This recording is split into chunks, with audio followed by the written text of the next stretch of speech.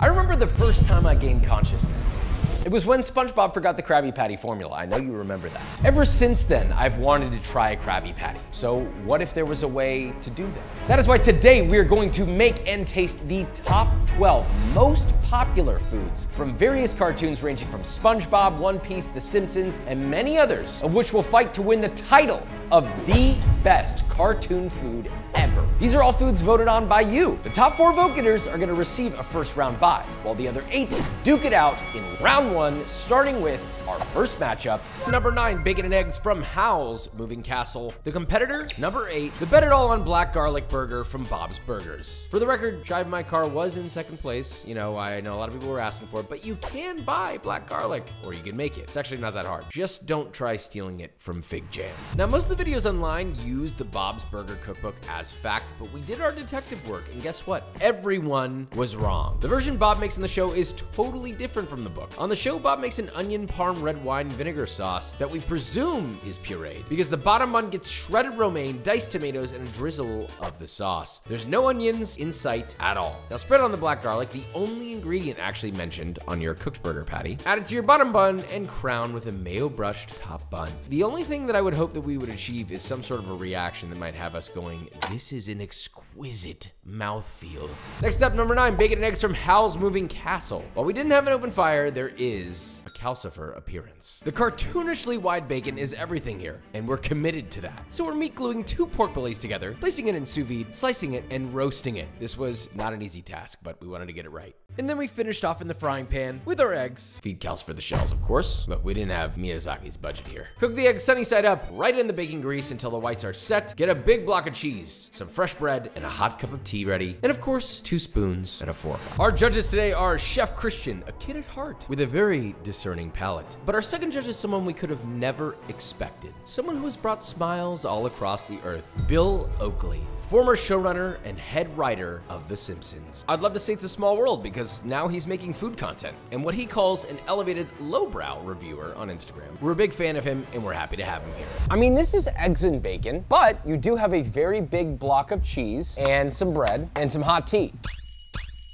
This is kind of fire. Serving like a bacon steak like that, amazing idea. So instead of getting a ton of tiny slices that are super crispy and maybe almost dry, instead you get this thick, beautiful, luscious, almost steak-like slice of bacon. It's salty, it's fatty. And of course you got some fried eggs. It's a fried egg, so it's not that special, right? But altogether, this makes a pretty classic breakfast. A little bit of cheese, a little bit of bread. I like it. It's delicious, but the cheese is really what puts it over the top for me. Something about that particular cheese on top of this stuff takes it to another level. The bacon, thick and luscious. The egg, runny. The tea kind of does help wash it all down. Let's bring out the burger and see where that stacks up.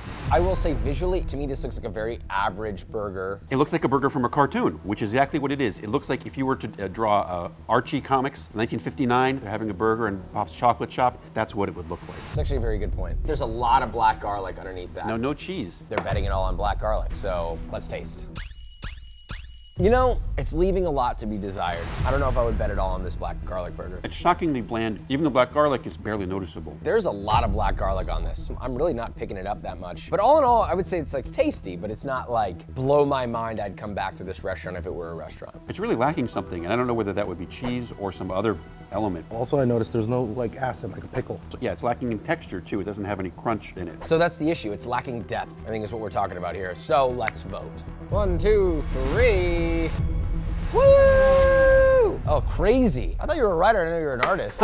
It seems odd at first glance, bacon and eggs beating a burger, and I get that, but honestly, The burger wasn't that good. yeah, sometimes there's beauty in simplicity, and I think this is one of those moments. Moving on.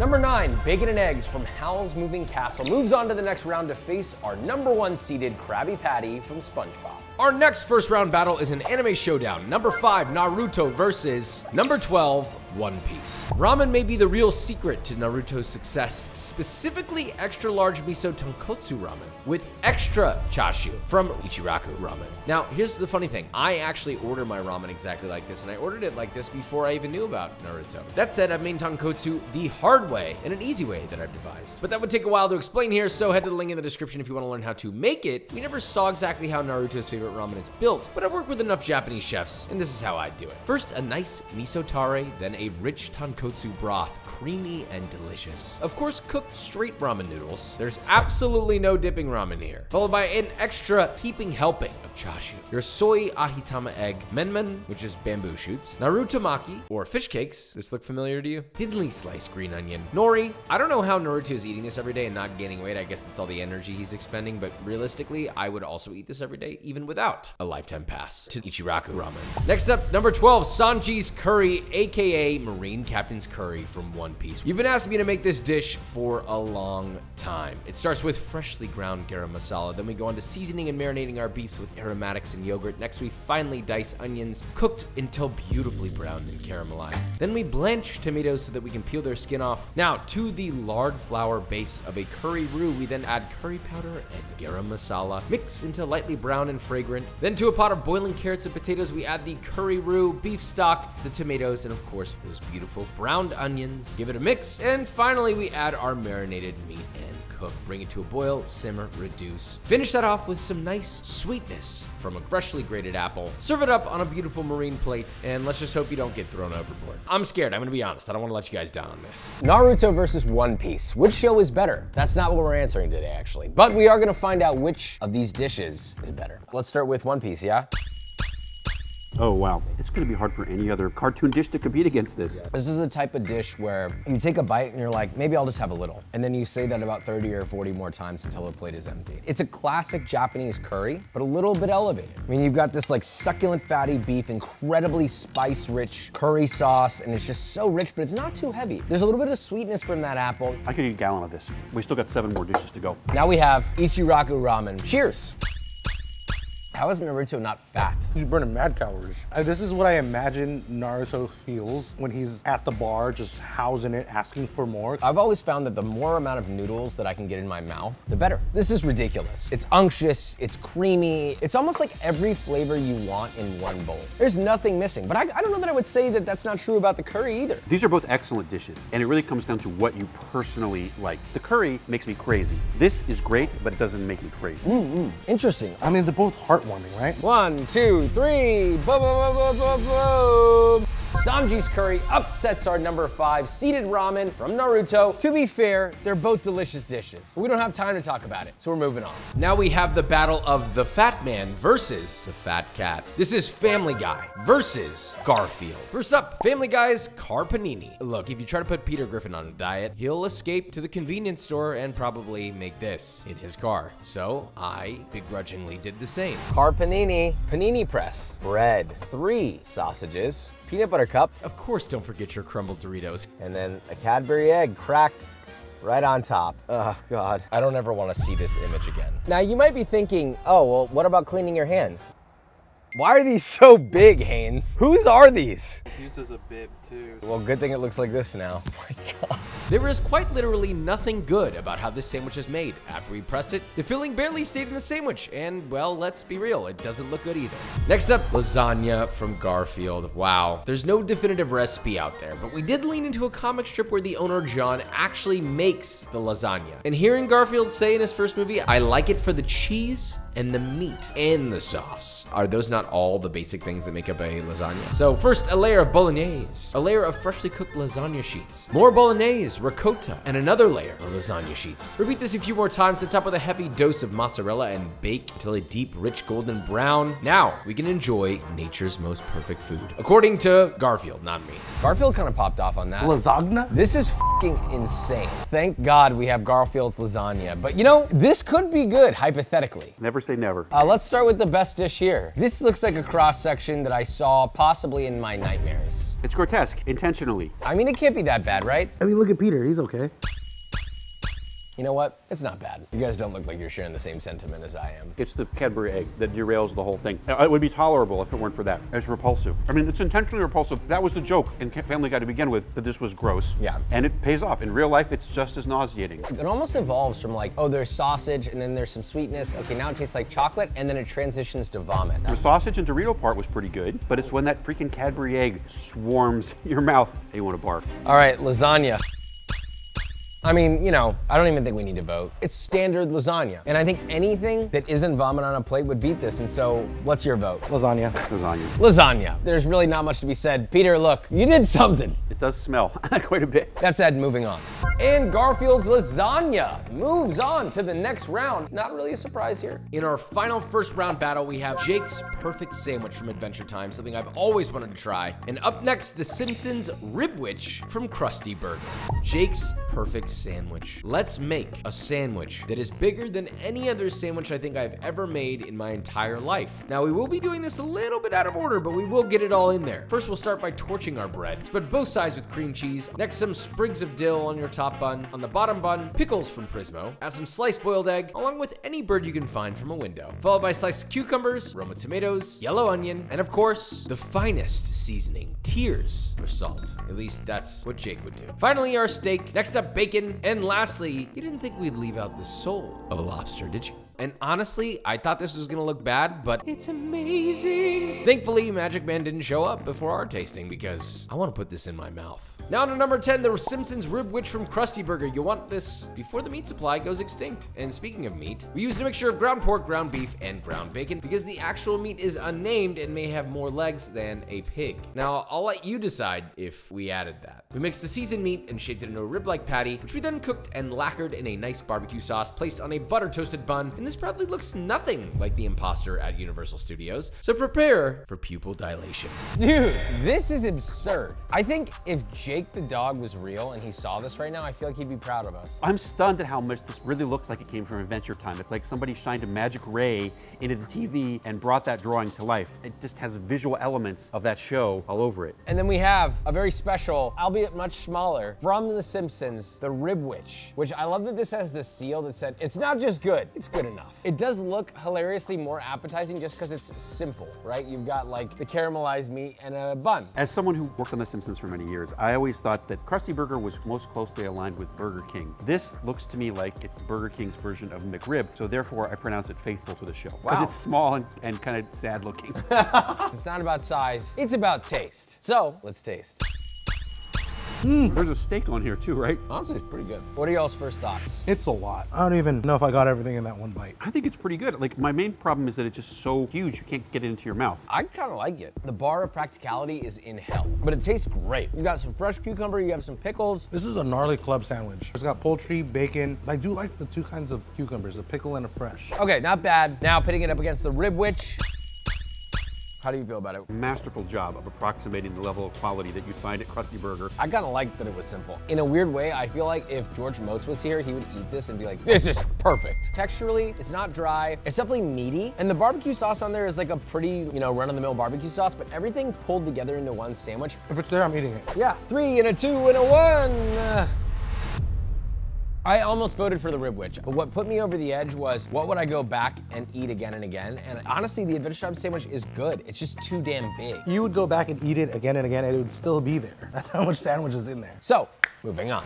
Number 7, Jake's Perfect Sandwich beats The Simpsons Ribwich to move on to the quarterfinals. On to our first quarterfinal matchup, Bacon and Eggs from Howl's Moving Castle moves on to face our number 1 seeded Krabby Patty from SpongeBob. This could possibly be one of the most exciting things we could be making today for me personally. I watch reruns of SpongeBob, and I have always wanted to try the Krabby Patty. The funny thing is, SpongeBob makes it differently almost every single time. Nickelodeon shows 23 ways, and the wiki has over 70. So get your King Neptune's Poseidon Powder Seasoned Patty cooking. We flip it with our trusty spatula. We top it with 2 pickles with ketchup smiley faces tucked under a slice of cheese. Aww. Then another pickle, because I saw an image that had a pickle here too, so why not? Top with sliced red onion, tomato, 1 nice leaf of lettuce, and on the other side of our bun, mustard and more ketchup. And the real secret ingredient, the one that nobody ever knew was there, love. I should also add that you can't forget to read it a bedtime story, which we did do off camera. And one thing's for sure, when we eat this, we did not forget the pickles, okay? It's there, let's eat. We've made it to the quarterfinals. We have Howl's Moving Castle versus the Krabby Patty. This might be the most iconic food on the whole list. Now, I always thought, even though Mr. Krabs runs the restaurant, that this was gonna have crab in it. Here's the theory. Mr. Crab is the only crab in the whole show. So is it made out of his family? Yes. I mean, off the bat, this is a better burger. This is a really tough call, man. This is a good burger, but this is an excellent breakfast. True. This is generally a balanced burger. Properly seasoned, the cheese is proper. It's got pickles, lettuce, tomato. I feel like this is the most standard ingredients for a burger. I was extremely happy with my burger. Yeah, it's super good. But it's competing against an excellent breakfast. I've had a lot of burgers that are like this, but I haven't really had a breakfast that's like this. This is the toughest call so far. What would I have again and again? And I think I know my answer. With a 3, and a 2, and a 1. Bing, bing, bing, bing. Yes, SpongeBob, thank God. This was the toughest call of this entire thing. I could have that burger twice a day for 50 years. Also, nutritionally, the burger's probably better for you. Honestly, I picked breakfast because I've had bacon and eggs, I've had bread, I've had cheese, and I have tea. But just the setup of all of that, I thought that beat the burger. Have this for breakfast, have that for lunch, and have the Family Guy panini for dinner. And then for dessert, the toilet. Moving on. So the Krabby Patty moves into the semifinals. Now we have the number 12 seeded Sanji's Curry facing regular show's Ultimatum Sandwich. I'm gonna be honest, this is a monstrosity. When I first saw this, I thought, wow, there's no way that's possible. Supposedly it's only made once every 100 years, so thank God, after we make this, we won't have to see it again. We'll start by deep frying 2 burger patties and making them into cheeseburgers. Believe it or not, those will then become our buns. Take a separate cooked cheeseburger and wrap with ground beef.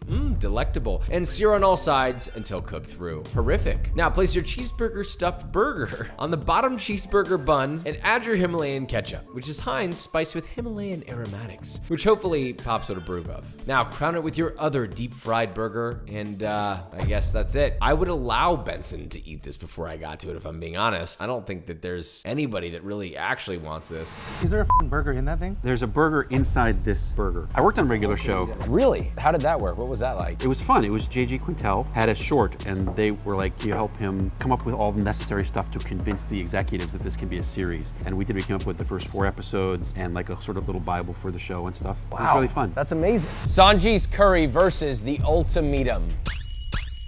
There are parts of my brain that say this is good, and there are other parts of my brain that say I don't like that. It's actually very similar to the Adventure Time sandwich, and that's kind of crazy and too big. The elements are all good. There's a starchiness to it I can't quite explain. It's the other burger that's inside the meat. Yeah, like steamed it, spun. It's a tidal wave of burger flavors all kind of mushed up together. If you just dip your spoon in that and taste it, and then tell me what you like more. I mean, look, let's just call it a day. It's Sanji's Curry. It's not a fair competition. This could possibly be a part of your fault. Theoretically, yes. I wasn't involved with this particular burger, but I think this is actually pretty good. I don't disagree. Almost any food of any kind would have a hard time competing against this. I will say, ultimately, end of the day, the Ultimatum, not bad. A little weird, a little too much. It's really just a cheesy, ketchupy burger. It's like a triple reverse Juicy Lucy. Yeah, so we're gonna triple reverse ourselves to the restroom, and we'll see you in just a moment. And Sanji's Curry continues its Cinderella run to face the number 1 seeded Krabby Patty in the semis. On to the next, number 3, Ratatouille versus number 6, Garfield's Lasagna. Ratatouille. Possibly one of my most favorite movies of all time. Who would have guessed, right? Funny thing is, 3-star Michelin chef Thomas Keller, one of the greats, actually consulted on the film and provided the ratatouille recipe that finally broke Anton Ego. It starts by spreading a pepper tomato sauce on the bottom of a skillet, then starting at the edge of a pan, lay down your very thinly sliced vegetables, zucchini, yellow squash, Japanese eggplant, and a fresh, vine-ripened tomato. Repeat until the pan is filled, or just do what the rat says. Sprinkle a mixture of garlic, oil, thyme leaves, and salt and pepper over the vegetables. Top with parchment paper and bake. Remove and then perfectly align in a cylinder mold onto a plate. This is a very old school way of plating, guys. Drizzle a little pepper tomato vinaigrette around the plate, top with 1 strand of a chive, and probably don't tell anybody that a rat made this. It is the cat versus the rat. You're gonna say no to this guy? I feel like we needed this. Our bodies needed this. It's so much healthier than all the other stuff we made. It's balanced, it's acidic, it's sweet, it's earthy. Here's the thing, ratatouille to me has never been a knock your socks off dish, and oftentimes it's served as a side, and I think them serving it as a main kind of as a statement about the beauty of simplicity and how it's all about great technique, and it's tomatoey, it's lightly sweet, a little bit of tartness too. Even though there's only 2 textures, the textures are nice, the vegetables are cooked nicely. I think there may be a version of lasagna out there somewhere that's better than this ratatouille, but it's not this one. Interesting. 1, 2, 3. Wow, it was hard not to give it to Remy because Remy is cute. I'm sorry, Ratatouille's not that crazy. Go make it. It's delicious. It's just not better than a nice, meaty, cheesy lasagna. I mean, it's not even a fair competition. I can't believe I'm sticking up for vegetables, which I normally dislike. I've disliked this dish for the first 30 years of my life. But I'd say honestly, in this competition, I think this is the winner. Looks like the cat won this time. It's because he knows. He knows what the audience wants to hear. But unfortunately, I know and I don't care. Moving on.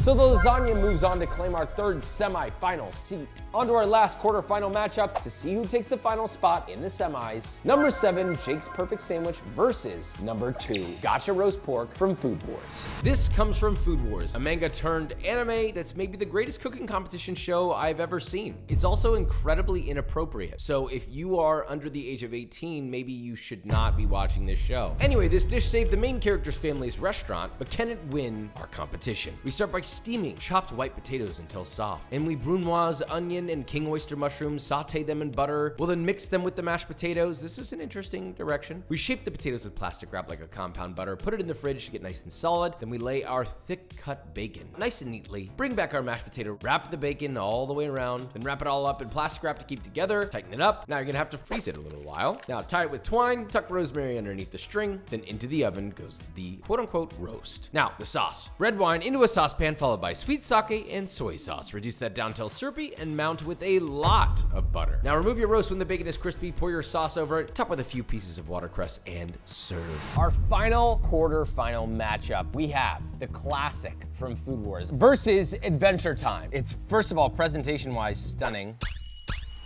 It's really good and really weird at the same time. It's very fatty yet acidic. The smokiness from the bacon, the creaminess of the mashed potatoes. Texturally, it's kind of interesting, right? You've got this like sticky glaze enrobed by this part sticky, part crispy, part chewy, part fatty bacon that kind of mixes all together with that puree of potato. Flavor-wise is not blowing my dress up. Theoretically, all it is an elevated version of mashed potatoes with bacon on top. First of all, its texture is remarkable, but it's also got this glaze. I come and go on every second. Like, I'm like, oh, I like this glaze. Oh, I hate this glaze. So I agree. I want to like it and I want to hate it, but it's one of those things where it's like, I got to taste it again to see what I really feel. Precisely. Now this is the Adventure Time sandwich in a more reasonable size. Seems promising.